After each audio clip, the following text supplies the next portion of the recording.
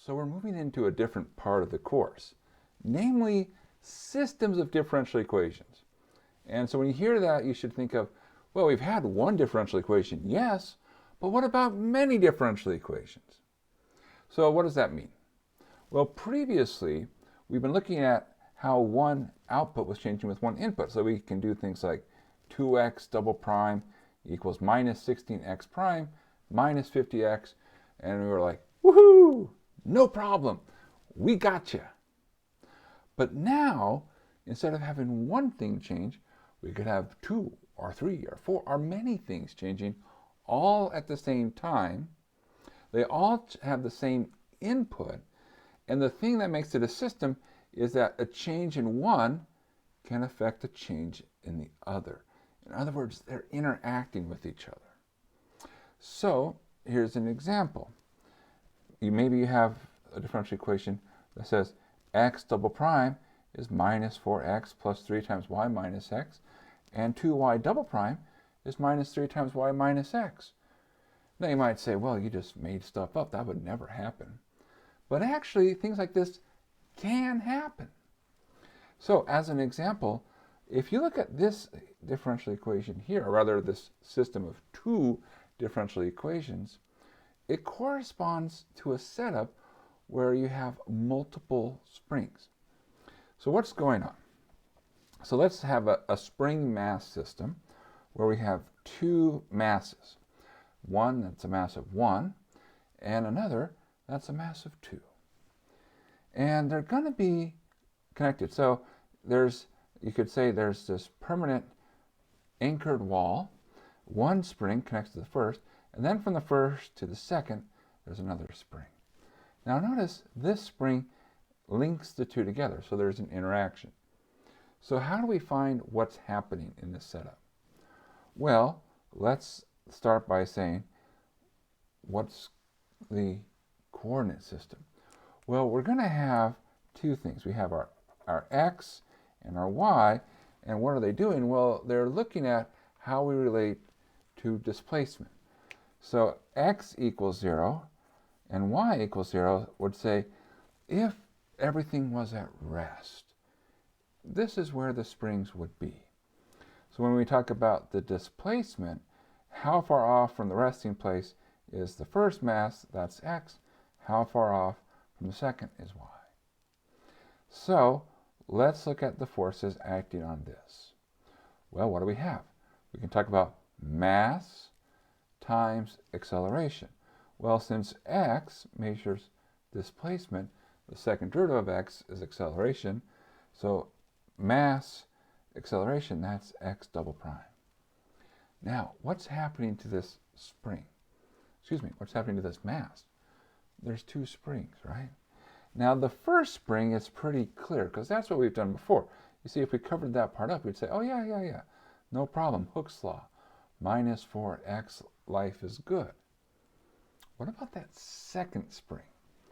So you can think of it as there's a spring acting on one side and there's a spring acting on the other side. So let's just grab our spring here, and I happen to have one, and imagine that we have stretched it. Now question, is the force of the spring acting on the bottom, the top, both? Is there maybe some negotiation saying, well, look, you do 2/3 of the work, I'll do 1/3 of the work. What's going on? Well, the answer is it works on both sides. So if you stretch a spring, it's trying to pull in from both sides. If you compress a spring, it tries to push out from both sides, and it's always the same amount. It's the displacement of the spring, how much it's been stretched or squished, times the spring constant. Now here, our spring constant is 3. Well, how far has it been stretched? Well, what you do is you compare it to how much it's moved because of y and how much it's moved because of x, and you take the difference, y minus x. And that's a measurement of how far it's been stretched or compressed. Now, there's a small subtlety. You might say, well, wait, what happened to the minus sign? Well, good question. If you think about the picture, you could say that the spring on the left says, look, I'm trying to push you in this direction. And the spring on the right will actually go in the other direction. So because of the change in direction, there's another change in sign. Signs really correspond to directions. So that's why it's minus 3 times y minus x. All right, well, what about here? Well, now for this, mass acceleration, 2y double prime. All right, equals Hooke's law, minus 3, and then, again, y minus x, that's how much it's been stretched or compressed, and so that's the amount of force, minus 3 times the stretching or compression. All right, well, great, wonderful. So now we have this system. Of course, can we solve these systems? Is there a way for us to modify, to maybe make it simpler, or maybe make it, instead of 2 equations, 1 equation? And the answer to these questions are yes, it's possible. And that's the kind of thing that we're going to start by looking at. We looked at one setup which involved multiple springs, but let's quickly take another problem. And this one involves multiple tanks. So this is a mixing problem. So we want to see, how does a mixing problem work in terms of a system of differential equations. So here we go. Set up a system. That's just a way of saying there's multiple differential equations which model the amount of salt in tank 1, which x, and tank 2, y. All right, so we have 2 tanks. So let's draw our picture. And so here's our tank 1, and here is our tank 2. All right, and so this is x, and this is y. All right, so what do we know? Well, let's assume both tanks are well mixed. That just means, there's some sort of mechanism that stirs the tanks. And it's just a way of saying, let's assume things work out nicely. And that's a reasonable assumption. It's surprisingly how often things work out nicely. All right, so tank 1 holds 50 gallons, initially has 200 pounds of salt. Tank 2 holds 250 gallons, initially has 50 pounds of salt. All right, now what's going on here? This portion. What is this telling us? Well, this part is essentially saying, what's the initial state? In other words, what's going on with the tanks? Well, all right, so tank 1, 50 gallons, tank 2, 250 gallons. Now, you'll see that initially has 200 pounds of salt. By the way, that's very salty, unrealistically salty. But why should realism stand in the way of doing math? So that tells us that at time 0, we have 200.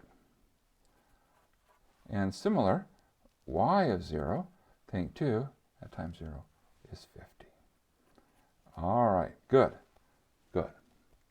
Now, the next part. There is 10 gallons per minute of fresh water continuously pumped into tank 1, and 10 gallons per minute of brine continuously drained from tank 2.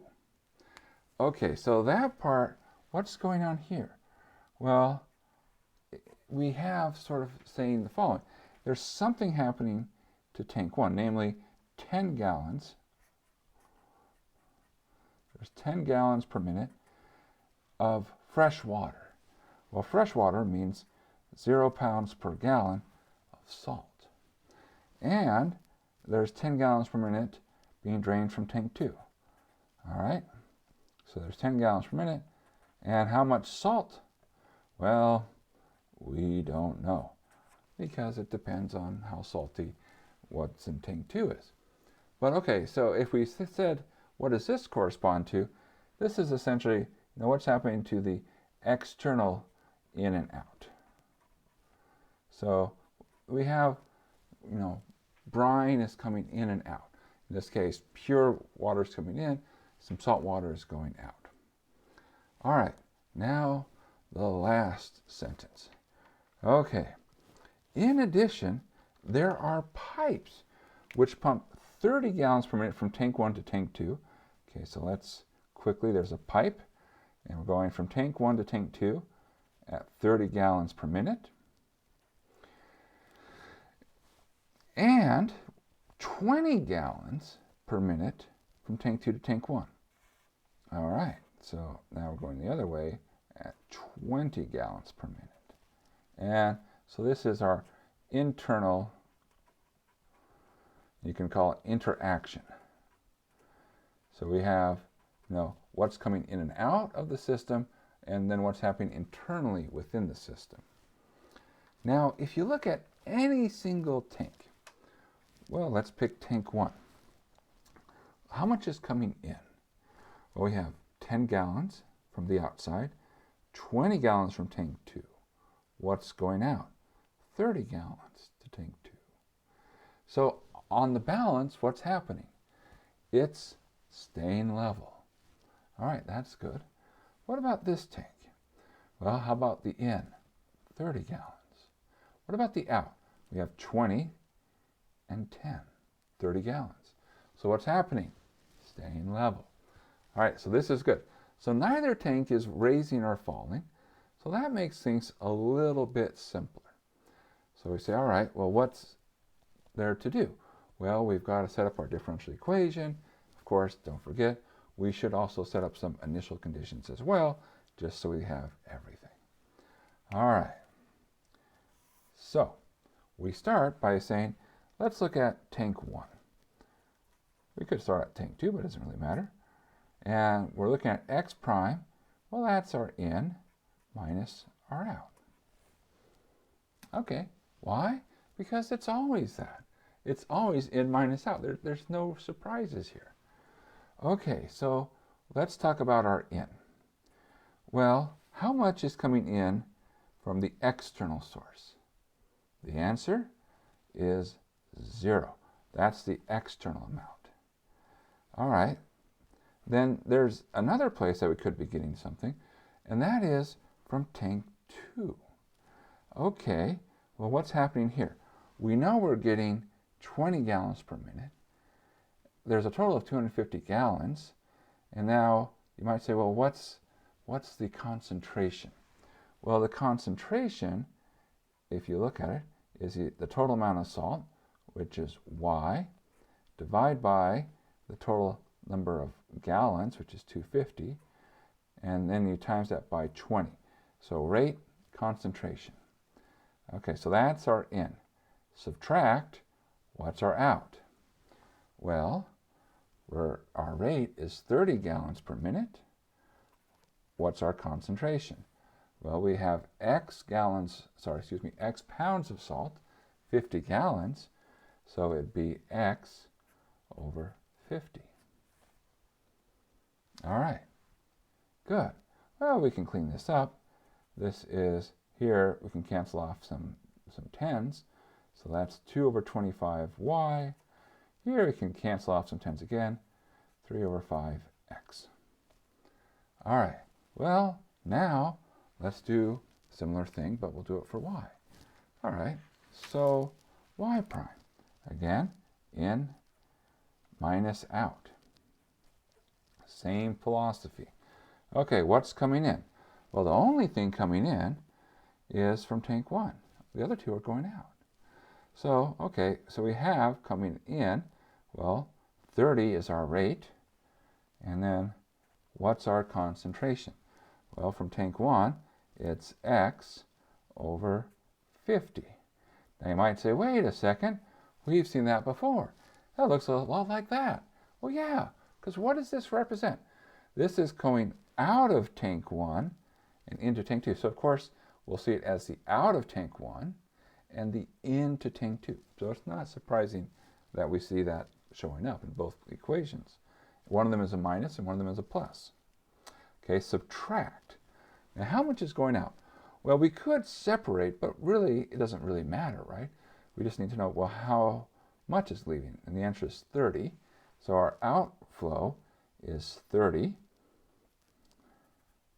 Now, what's our concentration? Well, our concentration, same as what we see there, is Y over 250, right? Number of pounds, number of gallons. And clean that up, we get 3/5 x minus 3 over 25 y. All right, good.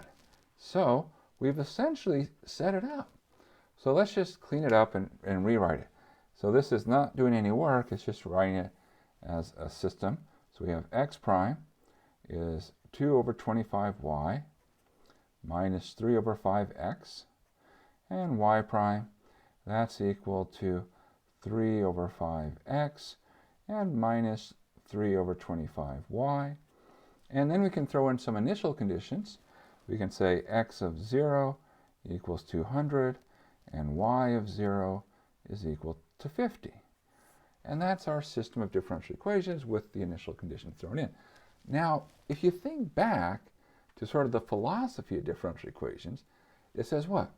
If you know where you're starting and you know how you're changing, then you should be able to know where you are. So, same philosophy here in a system. These initial conditions are where are you starting? We just have multiple things changing, so we have multiple pieces of information for the start. We also have different equations, but again, this is capturing how are you changing. Their powers combined, we're able to figure out how the system behaves. And we will be able to solve these things eventually. Right now, we're just sort of getting familiar with them, and we're building up to that. But don't worry, keep coming. Within the next few lectures, we'll get it done. So when we have multiple functions where there are changes in interaction, in other words, we have a system of differential equations, we talk about a couple of things. The idea of the order of the system, and the order of the system is the highest derivative involved. And we also talk about, in some sense, the size of the system, which is the number of equations involved. And they're related to one another, which is to say the following. What we can do is that if you want to increase the order, well, then you can decrease the number of equations. But, of course, you might say, look, I like the other way.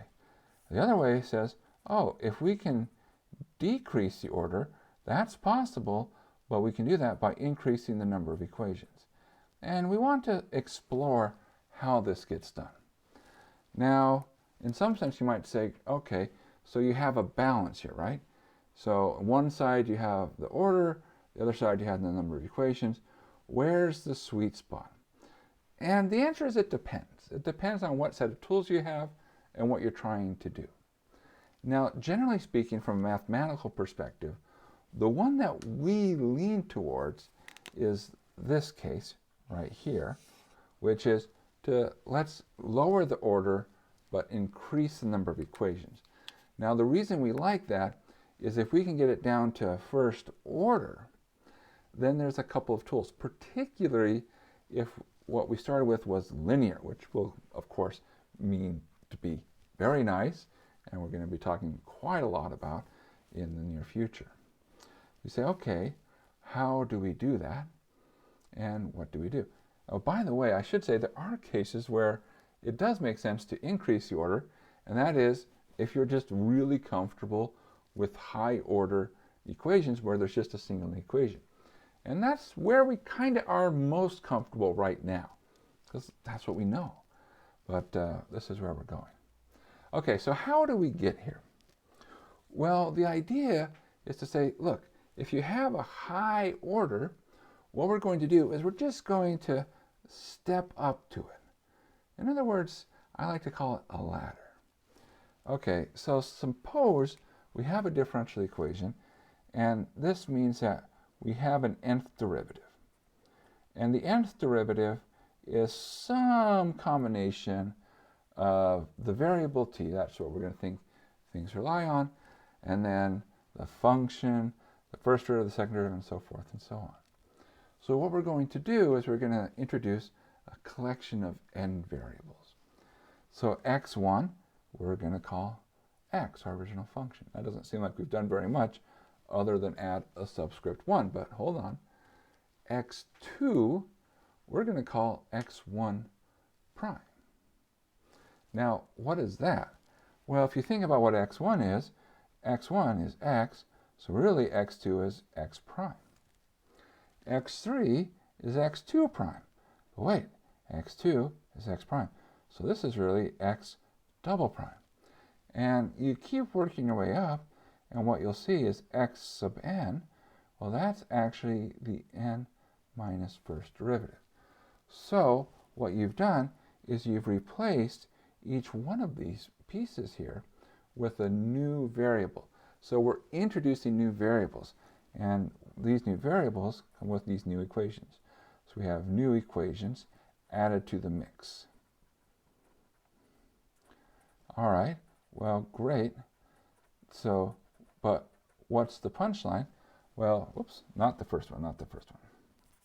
The punchline here is, what do you have? You now have a system of equations, right? You have, in particular, n equations. And you notice that for each variable, so each one of these is now its own variable, we want the variable prime, right? So if we have 5 variables, we should have 5 equations for our system. So we have, for each derivative, we relate it to one combination of the other variables. And of course, you say, oh, well, x n prime, what is that? Well, that's the nth derivative. So that's x n prime. And we say, well, that's right there, x1, x2, da da da da, up to xn. All right, so that's the punchline. Okay, so it's easier to see this in an example. So let's go and do an example. There is a comment here that says, of course, we can go the other direction, and we'll do a little bit of that today, but more of that is coming next time. So don't worry, we'll talk about how we go both ways. So consider the following problem. Rewrite x triple prime, third derivative, minus 5x double prime, minus x equals 5 as a first order system. Now, first order system says we don't want anything higher than a first derivative, but of course we're willing to have more equations show up on the way. Okay, so what's the idea? Well, the idea is we want to get to a third derivative. And so we want to sort of work our way, climb the ladder. So we'll pick some variable names. It doesn't really matter which variable names you pick. We'll just say x1 is the function that we're after. Okay, that's fine. Now we work our way. x2, well, all right, let me be careful here. Excuse me for a second here. So you want to be careful. You want to be careful here. So then x1 prime, that's what we call x2.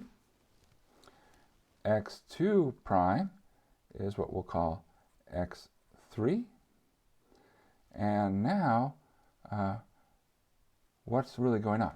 So I'm going to pause for a second here before I write down x3 prime. What can we say about x3 prime? Now, x1 prime secretly means what? Well, if x1 is x, then x1 prime means x prime. x2 prime, well, x2 is x prime, so this secretly means x double prime. So x3 prime, well, means the third derivative. And now at this point you're like, oh, third derivative. Well, because our original equation involved the third derivative. So if we write down what we have x triple prime minus 5x double prime minus x equals 5.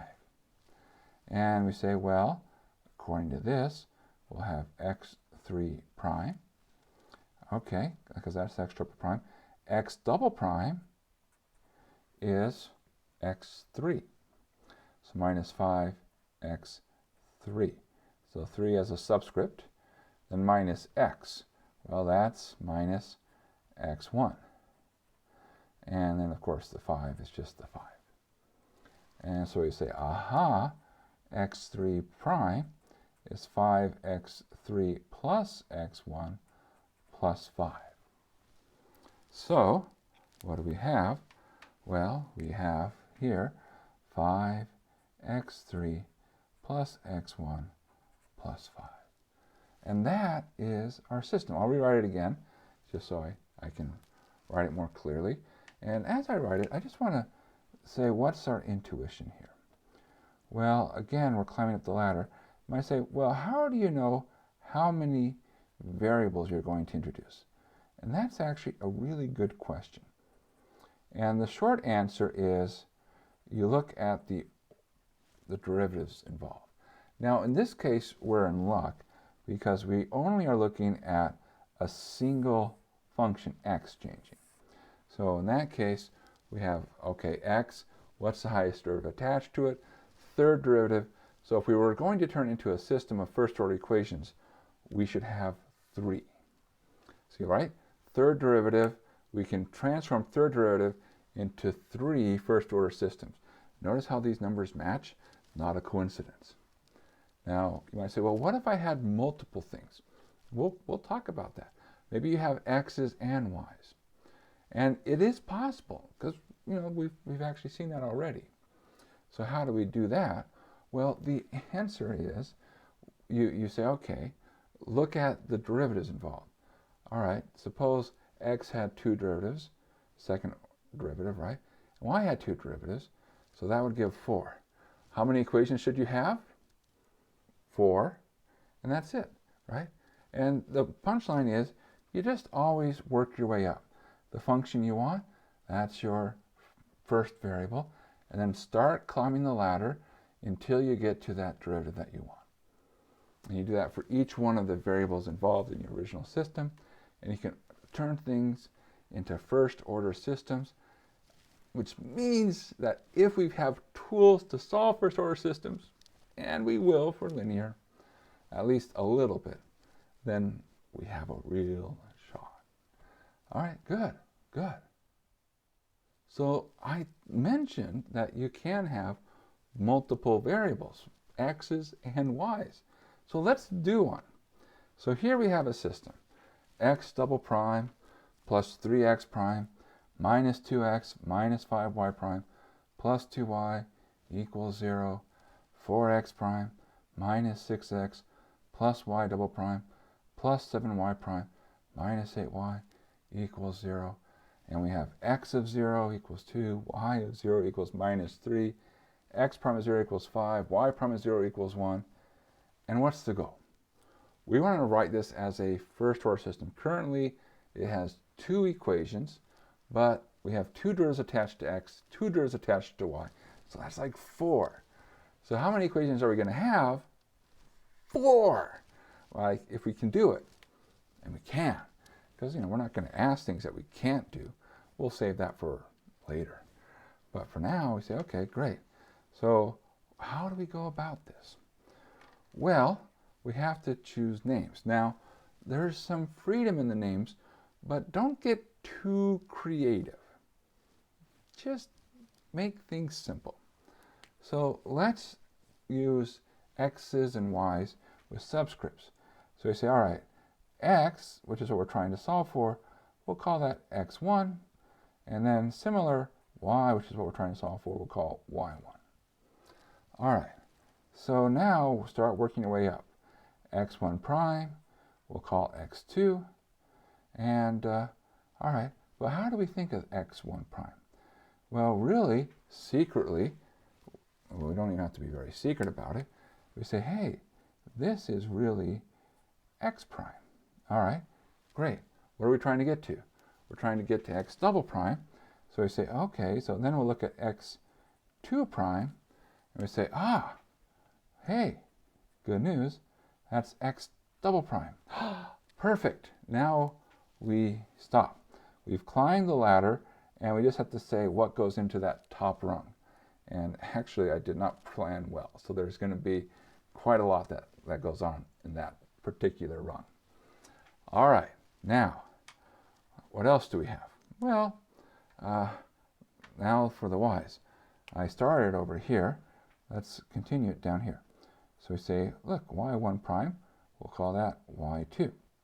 And what's this? Well, of course, we know y1 is y, so secretly, this is really y prime. And then we'll say, okay, great. What's y2 prime. Well, now of course, we know the derivative of y2 is really the second derivative of y1, but since y1 is y, that's y double prime. Ah, ha ha, ho, ho, ho, ho. And we say, look, we have a y double prime, just like we have an x double prime, and now we're ready to fill things in. All right, so how do we do it? Well, what we should do is we should rewrite these equations. So if we do that here, whoops, sorry about that. We can say x double prime, and we'll move things across.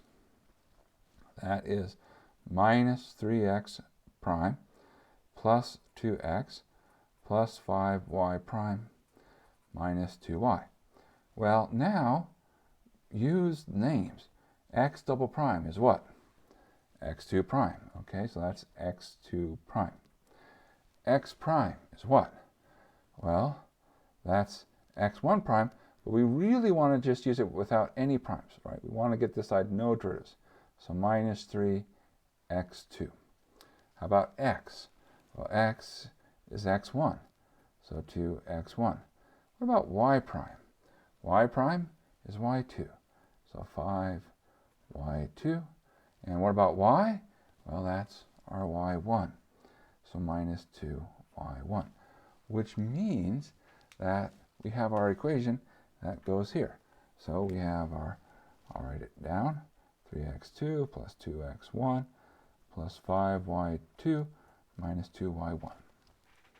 And in a similar way, what do? Well, again, we'll solve for y double prime. So y double prime does what?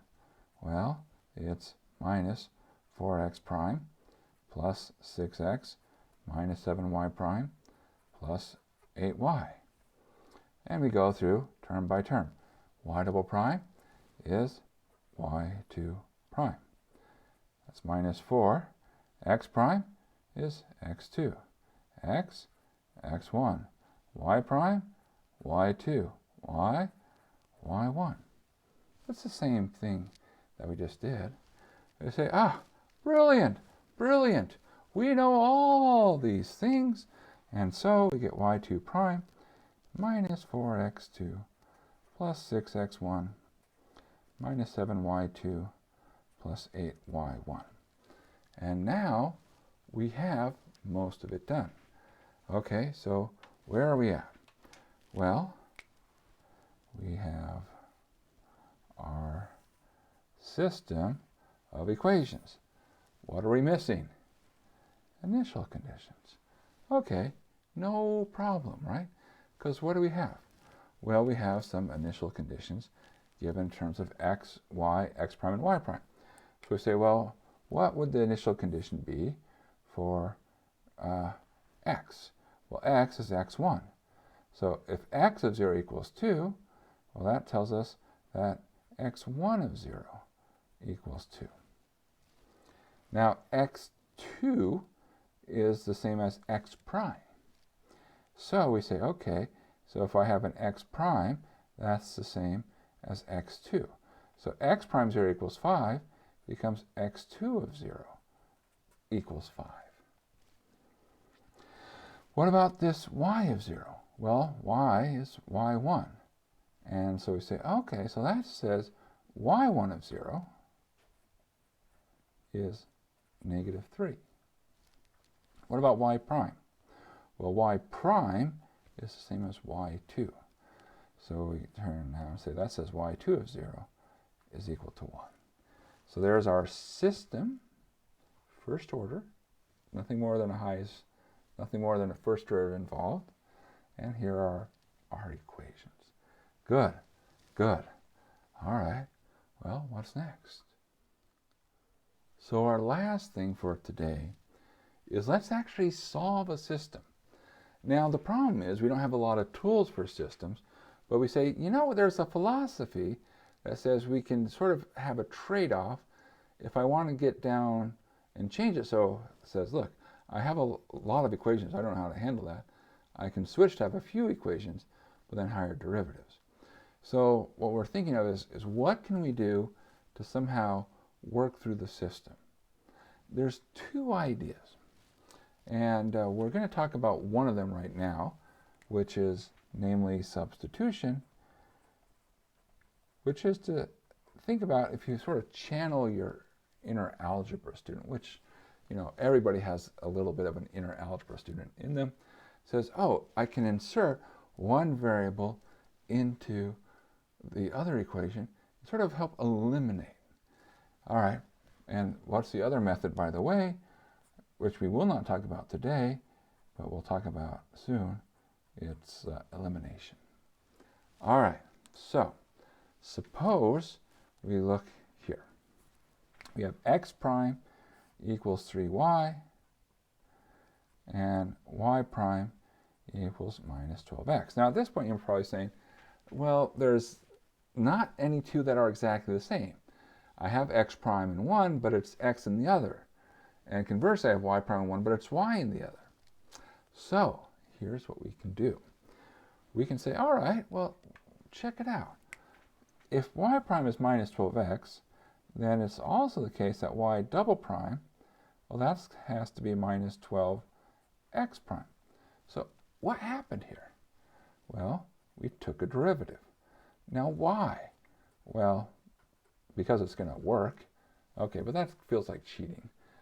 Really what it is, you say, hey, if I want to get rid of the x's, I need to substitute in.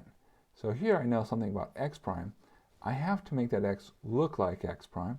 What's the easiest way to do that? Take a derivative. Aha, cool. So now we say, well, if that's the case, that says then that what we have is really minus 12, and we replace x prime by what it is, 3y. Ah, so that tells us that y double prime is minus 36y. Now we have one equation. It's a one equation, second order. Okay, that has tools, meaning it can be solved. Well, hopefully, right? Hopefully we remember how to solve such things.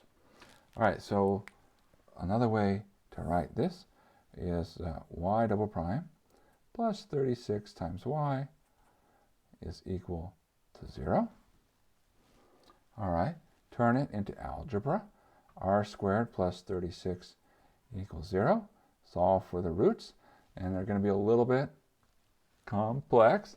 That's all right, no worries. So we get that r is plus or minus 6i, which tells us that y looks like a times cosine 6x plus b times sine of 6x. All right, now we know what y looks like. But can we solve for our constants? Well, we have some information, right? We know what y of 0 is, so we can use that. We know that y of 0 is equal to 4. Now, what do we do? Well, plug it in. Y of 0, well, plug it in, that gets a times cosine of 0, which is 1, plus b times sine of 0, which is 0. That's a, and that's equal to 4. All right, well, that's good news. Now, that tells us what? Well, it tells us what a is. How do you find b? Well, normally we would look at y prime of 0. What our initial conditions are for y of 0 and for x of 0. Can we solve for y prime of 0? Yes. How? Well, notice y prime is minus 12x. So we could say, oh, y prime of 0 is minus 12x of 0. Because this is true for any value. Ah, I see one of the things I did. Let me correct myself here. And I just want you to see, I make mistakes too. I put x. I should not have put x. What should I have put? I should have put t. Why? Because x and y's are our variables now. Now those are our outputs, so t is our input. All right, sorry about that. Okay, so, but anyways, back to this. we know y prime equals minus 12x. That's for any choice of t. So it's also true for 0. Do we know x of 0? Yeah, we kind of do, because that's one of our initial conditions. It's 36. Sorry, it's 3. So minus 12 times 3 is minus 36. Nice, nice. Okay, so let's update what we have. We know that a is 4. So currently, we're told that y is 4 cosine 6t plus b sine of 6t. Take the derivative, and then, okay, derivative of cosine, negative sine, bring the 6 out, negative 24 sine of 6t. Here, derivative of sine is cosine, bring the 6 out, so that would be plus 6b cosine 6t. Plug in 0.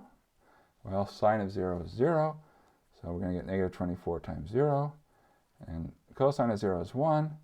All right, so 24 times 0, 6b times 1 leaves us with 6b.